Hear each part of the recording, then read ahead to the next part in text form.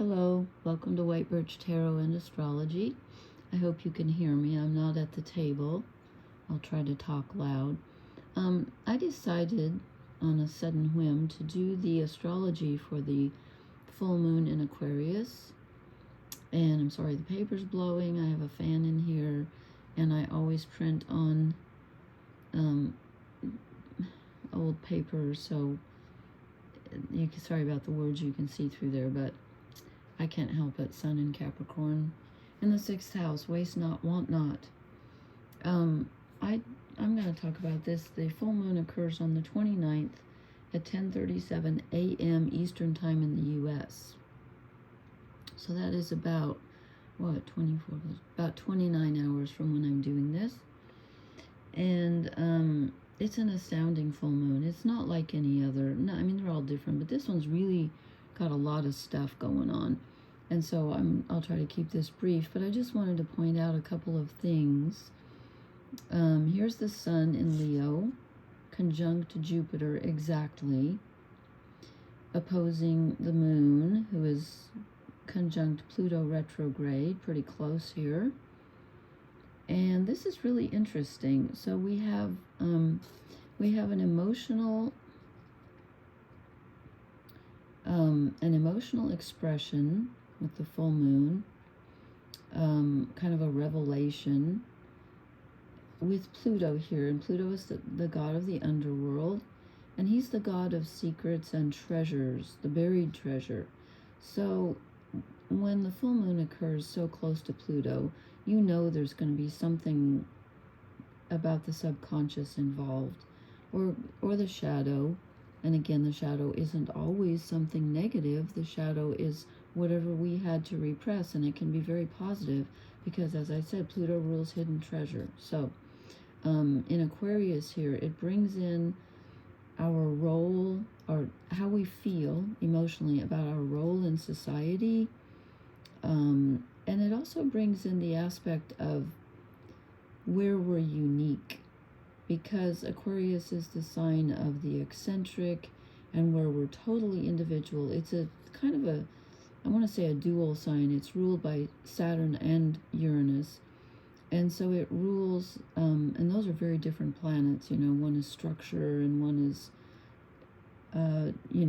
progressive and revolutionary. And so this is where does our uniqueness fit in? And also, how are we unique? And the story, I was thinking about Aquarius, and I thought about the myth of Prometheus is attached to the sign of Aquarius. And Prometheus, is the guy who gave fire to humans. And he was punished for that. And the fire represents knowledge. It represents, where would we be if we hadn't discovered fire? Obviously, it's kind of an analogy, but really, it's about the light. It's about knowledge, and kind of the forbidden knowledge, because then humans took on a more godly aspect. And so, he was chained, Prometheus was chained to the rock, and the eagle came and pecked out his liver every day. And the liver is the only organ, as far as I know, in the body that can regenerate. And so he, finally, he exchanged places with, no, I'm thinking of Chiron. I think, wasn't Prometheus finally freed? I forgot the end of the story. Sorry, I don't know the punchline, or I don't know how it ends, but I think he was finally released, wasn't he? Anyway, so here's the emotional, kind of the aha moment about, oh, this is why I'm different, and this is a part of myself that I hadn't really dealt with, or I was afraid to look. It's like looking in the closet, and you're afraid of what you might find, but even though it looks scary, you bring it out into the light, and you think, hey, I can use this. This is not, I get the tarnish off this, or I take a second look. This is actually valuable. This is going to help me. And when it's opposite, the full moon, of course, is always opposite the sun. That's why it's full. And the sun is exactly conjunct Jupiter in Leo. So the sun and Jupiter are like, we want to shine. We want to be creative. we want to be admired. You know, there's a really strong desire here for being admired, and Leo rules the heart. You know, it's like, what do I really want? And it rules the inner child. So where in myself did the inner child not get admired enough? It's like it's really coming up now, and you want to be seen for who you are and how you're different. And you want to express it. It's about expressing yourself. And so that's not exactly, you know, that's not antithetical. Is that the word I want? It's not totally out of the question for the full moon in Aquarius to be expressed, because Aquarius, as I said, is, you know, being different and unique. So this part of you really wants to come out, but there's this aspect that has been ignored or repressed or whatever, that is just part of the party, you know, and that's good, because Pluto rules transformation. So this can be very transformative. It can be a whole new way, you know, that you look at. Aquarius is very analytical. It can be a whole new way you look at this part of yourself. You know, Aquarius is, it's fixed air, and it can be rather detached, which is good. You don't want to get overly emotional, so this is a way of stepping back and looking at whatever you find, you know, in the depths of the Plutonian darkness, you know. It can be, you can have kind of a removed analytical view of, oh, now I get why I feel this way.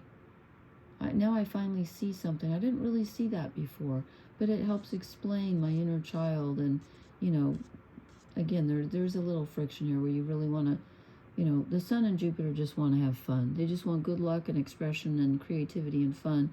And this is taking us to a little darker place. But again, it's for a good reason. Okay, and then the Moon and Pluto are trine Uranus, which is good because Uranus rules Aquarius. Uranus is in Gemini, so, you know, there's some really original thinking going on here and some communication with others. So talking about this with others might really bring up some good stuff for you. You might think about that. And the Sun and Jupiter are also trine an outer planet. They're trine Neptune, because we got this basket thing going on. So the this energy here, the expressive, you know, creative, dynamic energy, is flowing with Neptune. And again, Neptune and Pluto are both retrograde, as is Saturn, in Aries. So this is dreams and illusions, and, you know, it's about your identity. So, you know, what dreams can you dredge up maybe from long ago, maybe even from childhood, that you've always wanted to do, and that kind of define you? It's like, this is who I am, you know, and that you can get in touch with that at this time. And so that's really powerful. And then we have a couple of squares going on, and this is really interesting. So Venus, I talked about this the other night. Venus in Virgo is squaring Mars in Gemini. They're both in signs ruled by Mercury. Squares are uncomfortable aspects, so Mars is our desires and, you know, physical action, energy, where we put our physical energy. Venus is what we value in our relationships. They're not getting along too well right now. They kind of want to go in different directions. I talked about this the other night, so I won't go over it too much, but the restlessness of Gemini and the, you know, wanting to do 10 things at once, as opposed to the conscientious, dedicated feeling of Venus and Virgo. They're square, which is 90 degrees. And look, the Moon and Pluto are, they're making an aspect. I didn't draw that in, sorry. They're making an aspect called a sesquiquadrate to both Mars and Venus. I think it's exact, if I remember. I think the Moon is exact. And it's 135 degrees, and it's kind of a tense aspect. So, but what's interesting to me is that the Moon is exactly, I think I figured out it's exactly 135 degrees from Mars, 135 degrees from Venus. So this is the focal point of this square between Venus and Mars. So again, the emotions really get involved in this square, and I'm thinking relationships could be kind of challenging during this full moon.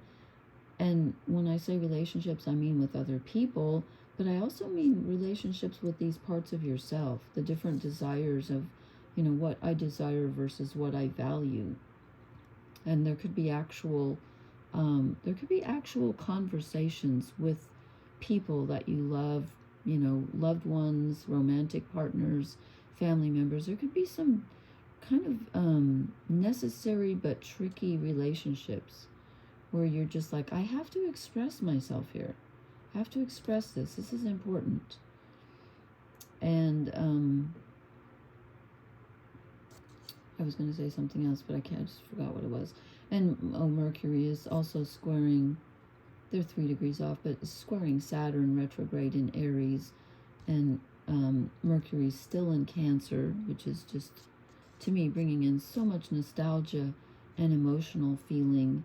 And, it's kind of like your emotions butting up against cold, hard reality. But Saturn's retrograde in Aries. So again, I feel like it's bringing in the past, what formed you, what's your core identity. It may feel a little off right now. You may be kind of questioning it and having second thoughts about it and bringing in feelings thoughts from the past and feelings because it's in Cancer. So there's just so much going on. This is really an astounding full moon. I think it's going to be very emotional and very strong and very illuminating. And it occurs on, as I said, it's on July 29th. And then I just was thinking, and I thought, August 1st is the Celtic fire festival of the god Lu, or Luch, Lugh, and it's called Lughnasadh or Lughnasadh. I don't know how to pronounce Gaelic or whatever it is. But that's really interesting because that means the sun is halfway between the summer solstice and the autumn equinox. So that's a really important point. And here we are, having this full moon at this point. So there's just a lot going on. And, the sun god, obviously, that it takes place when the sun is in Leo, which is ruled by the sun. And remember, Leo rules the heart, if I haven't already said so. So there's a lot of emotion with this. It's going to be a whopper of a full moon. I'm already feeling it. And there could be a little back and forth between feeling a little dark and uncomfortable, like, what is this? Why am I thinking about this or feeling this? And then having moments of just like feeling, joyful and content with yourself, and like you're connecting with your heart. So I just thought I would talk about this tonight. And then tomorrow night, which is let's see, I'm doing this on I never have a calendar in front of me. Yes, I do. Well, technically this is Tuesday, very early. So I'm doing this very early on the 28th.